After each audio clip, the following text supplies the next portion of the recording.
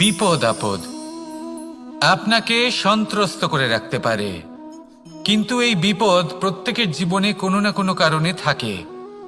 এটা আপনাকে দেখায় যে আপনার মধ্যে কি খামতি রয়েছে, কেন রয়েছে। এই বিপদ হলো সেই মাধ্যম যার দ্বারা আপনি নিজের দুর্বলতাকে নিজের শক্তিতে পরিবর্তন করতে পারেন। একটা ফুলের দিকে তাকান। একটা ফুল তার বুকে যখন একটা সূচ বিঁধে এপার ওপার হয়ে যায়, শুধু তখনই আমাদের প্রভুর জন্য ফুলের মালা তৈরি করা যায়। সেই জন্য কখনোই বিপদকে ভয় পাবেন না, তার থেকে দূরে পালাবেন না, একে স্বাগত জানান। বোঝার চেষ্টা করুন এই বিপদ কেন আছে।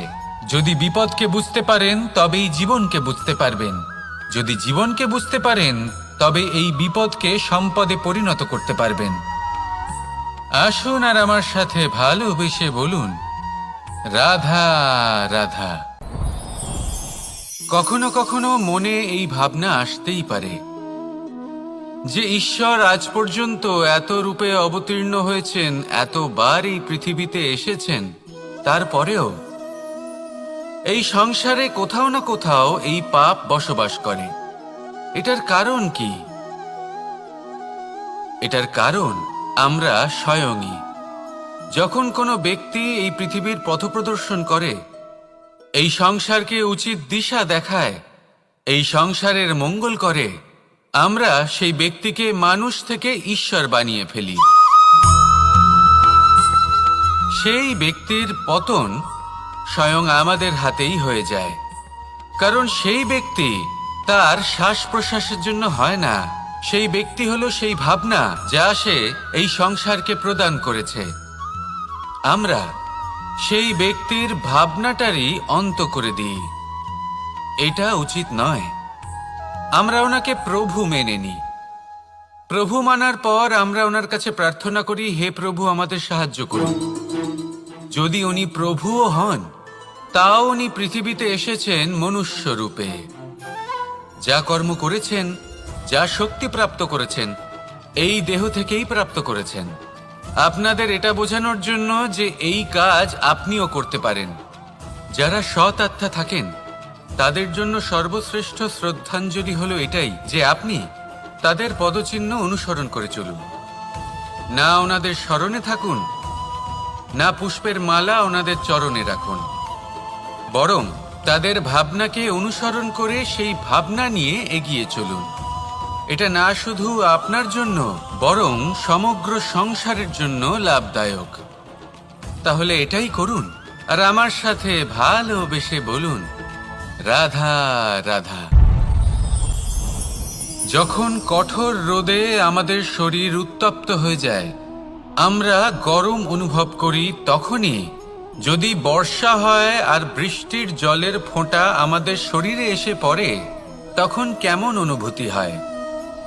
বর্ষার এই জলের ফোঁটা যখন ধরিত্রীতে পড়ে, তখন যে নাদ উৎপন্ন হয়, মনে হয় যেন এক সঙ্গীত। এমন এক সঙ্গীত যা স্থিরতার সাথে আমাদের বুঝিয়ে দেয় যে এই সূর্যের উত্তাপ, এই রোদ, তা চিরকালের জন্য থাকবে না। সূর্যের কিরণের যতই তেজ থাকুক, যখন বর্ষা আসবে এই রোদের কিরণকে শীতল করবে। সূর্যের তেজ যতই বেশি হোক না কেন, কখনো না কখনো কালো মেঘ আসবে আর সূর্যকে ঢেকে দেবে। অর্থাৎ এই প্রকৃতি আমাদের শিক্ষা দেয় যে কারোর প্রকাশ, যে কারোর মেধা চিরকাল টিকে থাকে না। এবার যদি কথা বলি অন্ধকারের বিষয়ে, তবে রাত্রির কালো অন্ধকারকে একটা জোনাকির আলো পরাজিত করে। অর্থাৎ অন্ধকারও চিরকালের জন্য বজায় থাকে না। এটা কি আমরা বুঝলাম? তবে আপনাদের দুটো সহজ প্রশ্ন করব। জীবনে যখন কিছুই আপনাদের সাথে চিরকাল থাকবে না, তাহলে অহংকার কি নিয়ে? আর জীবনে যদি প্রত্যেক দুঃখ, বিপদ, সমস্যা একটা সময়ের পর আপনাকে ছেড়ে চলে যায়, তাহলে পরাজয় মানবেন কেন?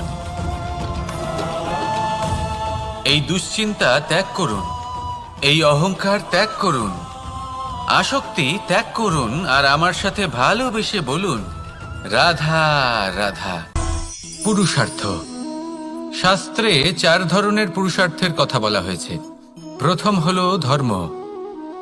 আপনি কি জানেন এই ধর্ম আসলে কি? আপনার কি মনে হয় ধর্ম আসলে কি? কোনো বিশেষ ঈশ্বরকে মানাই কি ধর্ম বলা হয়? নাকি কোনো বিশেষ রীতি পালন করাই হলো ধর্ম? নাকি কোনো বিশেষ সাহিত্যকে সর্বশ্রেষ্ঠ মনে করাই হলো ধর্ম? না, ধর্ম হলো সেটা যাকে ধারণ করা যেতে পারে। আর ধারণ শুধু সেটাই করা যায় যা পবিত্র। পবিত্র শুধু তাকেই বলা হয় যা নিঃস্বার্থ, যার মধ্যে শাসন করার কোনো ইচ্ছে নেই, যা সরলভাবেই প্রবাহমান, জল এবং বায়ুর মতো। যখন কোনো ব্যক্তি ধর্মকে ধারণ করেন এবং সেই ধর্ম সেই ব্যক্তিকে রক্ষা করে, তখন তাকে ধর্ম বলা হয়। ধর্ম যা রক্ষা করে অহংকার থেকে, খারাপ চিন্তার হাত থেকে। সেই জন্য পুরুষার্থ গড়ে তোলার আগে, ধর্ম পালন করার আগে ধর্মের প্রকৃত অর্থ কি সেটা বুঝে নিন। এটা জেনে রাখুন যে সমস্ত ধর্মের আধার, সমস্ত ধর্মের ভিত শুধুমাত্র ভালোবাসা। আসুন আর এই ভালোবাসার সাথেই বলুন রাধা রাধা। জীবনে শিখরে পৌঁছানোর জন্য মানুষের কি প্রয়োজন হয়ে থাকে? সিঁড়ির। কিন্তু তাও প্রত্যেক মানুষ, প্রত্যেক ব্যক্তি শিখরে পৌঁছতে পারেন না। এর কারণ কি? কারণ একটা হতে পারে যে মানুষ কল্পনা করতে থাকেন কিন্তু সিঁড়ি খুঁজে পান না। কিছু মানুষ খুঁজে নেন কিন্তু তা পেয়ে এতটাই প্রসন্ন হয়ে যান যে তারপর আর কোনো কর্মই করেন না। খুব সোজা ব্যাপার।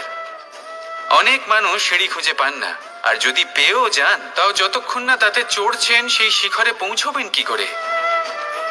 যতক্ষণ না আপনি পরিশ্রম করছেন, যতক্ষণ না সেই সিঁড়িতে আপনি চড়ছেন, যতক্ষণ না ক্লান্ত হচ্ছেন, আপনার পায়ে হাঁটুতে ব্যথা না হচ্ছে, ততক্ষণ এই শিখরে পৌঁছানোর সৌভাগ্য লাভ করতে পারবেন না। তাহলে কল্পনার সাথে কর্ম করুন, পরিকল্পনার সাথে পরিশ্রম করুন, সব কিছু পাবেন। আসুন আমার সাথে ভালোবেসে বলুন রাধা রাধা। সমস্যা, কঠিন সময়, সংকট, বিপদ কার জীবনে নেই? প্রত্যেকের জীবনে আছে।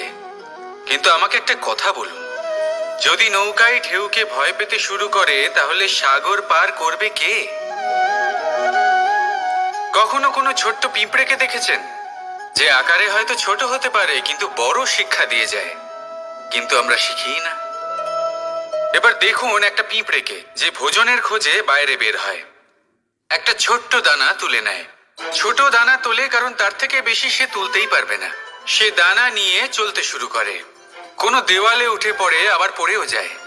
সেই দানা দূরে কোথাও একটা পড়ে যায়, তা আবার খোঁজে, তুলে নেয়, আবার চলতে থাকে। পড়ে যায় আবার ওঠে, পড়ে যায় আবার ওঠে। সেই দানাটা রেখে দেয়, আবার বেরিয়ে পড়ে ভোজনের খোঁজে। পরিশ্রম করতে থাকে কিন্তু হার মানে না। এই শিক্ষাই তো আমাদের প্রাপ্ত করতে হবে। নিরন্তর পরিশ্রম আর নির্ভীক হয়ে কর্ম করে যেতে হবে। এটাই হলো সাফল্যের মাধ্যম, এটাই হলো জয়ের মন্ত্র, অচ্যুত অজয় অস্ত্র। তাহলে আসুন আর আমার সাথে ভালোবেসে বলুন রাধা রাধা। বিপদ আপদ আপনাকে সন্ত্রস্ত করে রাখতে পারে, কিন্তু এই বিপদ প্রত্যেকের জীবনে কোনো না কোনো কারণে থাকে। এটা আপনাকে দেখায় যে আপনার মধ্যে কি খামতি রয়েছে, কেন রয়েছে। এই বিপদ হলো সেই মাধ্যম যার দ্বারা আপনি নিজের দুর্বলতাকে নিজের শক্তিতে পরিবর্তন করতে পারেন। একটা ফুলের দিকে তাকান। একটা ফুল, তার বুকে যখন একটা সূচ বিঁধে এপার ওপার হয়ে যায়, শুধু তখনই আমাদের প্রভুর জন্য ফুলের মালা তৈরি করা যায়। সেই জন্য কখনোই বিপদকে ভয় পাবেন না, তার থেকে দূরে পালাবেন না, একে স্বাগত জানান। বোঝার চেষ্টা করুন এই বিপদ কেন আছে। যদি বিপদকে বুঝতে পারেন তবেই জীবনকে বুঝতে পারবেন। যদি জীবনকে বুঝতে পারেন তবে এই বিপদকে সম্পদে পরিণত করতে পারবেন। আসুন আর আমার সাথে ভালোবেসে বলুন রাধা রাধা। কখনো কখনো মনে এই ভাবনা আসতেই পারে যে ঈশ্বর আজ পর্যন্ত এত রূপে অবতীর্ণ হয়েছেন, এতবার এই পৃথিবীতে এসেছেন, তারপরেও এই সংসারে কোথাও না কোথাও এই পাপ বসবাস করে। এটার কারণ কি? এটার কারণ আমরা স্বয়ংই। যখন কোনো ব্যক্তি এই পৃথিবীর পথপ্রদর্শন করে, এই সংসারকে উচিত দিশা দেখায়, এই সংসারের মঙ্গল করে, আমরা সেই ব্যক্তিকে মানুষ থেকে ঈশ্বর বানিয়ে ফেলি। সেই ব্যক্তির পতন স্বয়ং আমাদের হাতেই হয়ে যায়, কারণ সেই ব্যক্তি তার শ্বাস প্রশ্বাসের জন্য হয় না। সেই ব্যক্তি হলো সেই ভাবনা যা সে এই সংসারকে প্রদান করেছে। আমরা সেই ব্যক্তির ভাবনাটারই অন্ত করে দিই। এটা উচিত নয়। আমরা ওনাকে প্রভু মেনে নিই। প্রভু মানার পর আমরা ওনার কাছে প্রার্থনা করি, হে প্রভু আমাদের সাহায্য করুন। যদি উনি প্রভুও হন, তাও উনি পৃথিবীতে এসেছেন মনুষ্য রূপে। যা কর্ম করেছেন, যা শক্তি প্রাপ্ত করেছেন, এই দেহ থেকেই প্রাপ্ত করেছেন। আপনাদের এটা বোঝানোর জন্য যে এই কাজ আপনিও করতে পারেন। যারা সৎ আত্মা থাকেন, তাদের জন্য সর্বশ্রেষ্ঠ শ্রদ্ধাঞ্জলি হলো এটাই যে আপনি তাদের পদচিহ্ন অনুসরণ করে চলুন। না ওনাদের স্মরণে থাকুন, না পুষ্পের মালা ওনাদের চরণে রাখুন, বরং তাদের ভাবনাকে অনুসরণ করে সেই ভাবনা নিয়ে এগিয়ে চলুন। এটা না শুধু আপনার জন্য, বরং সমগ্র সংসারের জন্য লাভদায়ক। তাহলে এটাই করুন, আর আমার সাথে ভালোবেসে বলুন, রাধা রাধা। যখন কঠোর রোদে আমাদের শরীর উত্তপ্ত হয়ে যায়, আমরা গরম অনুভব করি, তখনই যদি বর্ষা হয় আর বৃষ্টির জলের ফোঁটা আমাদের শরীরে এসে পড়ে, তখন কেমন অনুভূতি হয়? বর্ষার এই জলের ফোঁটা যখন ধরিত্রীতে পড়ে, তখন যে নাদ উৎপন্ন হয়, মনে হয় যেন এক সঙ্গীত। এমন এক সঙ্গীত যা স্থিরতার সাথে আমাদের বুঝিয়ে দেয় যে এই সূর্যের উত্তাপ, এই রোদ, তা চিরকালের জন্য থাকবে না। সূর্যের কিরণের যতই তেজ থাকুক, যখন বর্ষা আসবে এই রোদের কিরণকে শীতল করবে। সূর্যের তেজ যতই বেশি হোক না কেন, কখনো না কখনো কালো মেঘ আসবে আর সূর্যকে ঢেকে দেবে। অর্থাৎ এই প্রকৃতি আমাদের শিক্ষা দেয় যে কারোর প্রকাশ, যে কারোর মেধা চিরকাল টিকে থাকে না। এবার যদি কথা বলি অন্ধকারের বিষয়ে, তবে রাত্রির কালো অন্ধকারকে একটা জোনাকির আলো পরাজিত করে। অর্থাৎ অন্ধকারও চিরকালের জন্য বজায় থাকে না। এটা কি আমরা বুঝলাম? তবে আপনাদের দুটো সহজ প্রশ্ন করব। জীবনে যখন কিছুই আপনাদের সাথে চিরকাল থাকবে না, তাহলে অহংকার কি নিয়ে? আর জীবনে যদি প্রত্যেক দুঃখ, বিপদ, সমস্যা একটা সময়ের পর আপনাকে ছেড়ে চলে যায়, তাহলে পরাজয় মানবেন কেন? এই দুশ্চিন্তা ত্যাগ করুন, এই অহংকার ত্যাগ করুন, আসক্তি ত্যাগ করুন, আর আমার সাথে ভালোবেসে বলুন, রাধা রাধা। পুরুষার্থ। শাস্ত্রে 4 ধরনের পুরুষার্থের কথা বলা হয়েছে। প্রথম হলো ধর্ম। আপনি কি জানেন এই ধর্ম আসলে কি? আপনার কি মনে হয় ধর্ম আসলে কি? কোনো বিশেষ ঈশ্বরকে মানাই কি ধর্ম বলা হয়? নাকি কোনো বিশেষ রীতি পালন করাই হলো ধর্ম? নাকি কোনো বিশেষ সাহিত্যকে সর্বশ্রেষ্ঠ মনে করাই হলো ধর্ম? না, ধর্ম হলো সেটা যাকে ধারণ করা যেতে পারে। আর ধারণ শুধু সেটাই করা যায় যা পবিত্র। পবিত্র শুধু তাকেই বলা হয় যা নিঃস্বার্থ, যার মধ্যে শাসন করার কোনো ইচ্ছে নেই, যা সরলভাবেই প্রবাহমান, জল এবং বায়ুর মতো। যখন কোনো ব্যক্তি ধর্মকে ধারণ করেন এবং সেই ধর্ম সেই ব্যক্তিকে রক্ষা করে, তখন তাকে ধর্ম বলা হয়।